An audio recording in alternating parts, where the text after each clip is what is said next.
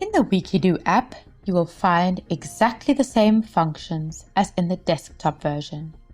You can also create priorities, add tasks, create small widgets, and use all the labels and filters you know from the browser version. Since there's naturally less space on the mobile phone display, Weekydo looks a little different. If you want to switch between priorities, all you have to do is swipe left or right. To edit a priority, simply tap on it.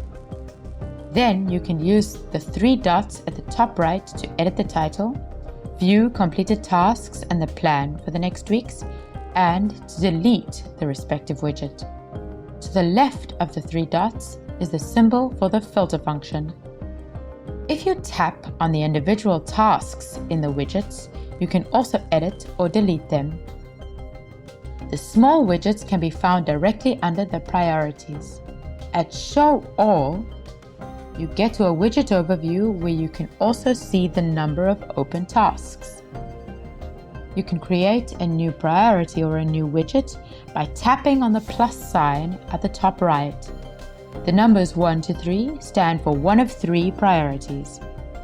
If you've already created 3, you will of course no longer see any numbers, and the symbols stand for the small widgets that we've explained in detail in the video Small Widgets. The symbol at the top left takes you to the notes, and then there is the menu bar at the bottom, which we will now briefly explain. The house icon at the bottom left takes you directly to the weekly schedule. Next to it, you come to the calendar, where you can enter your appointments or see if you have synchronized Weekydo with your calendar. The next 2 icons take you to the energy tracker and the performance overview.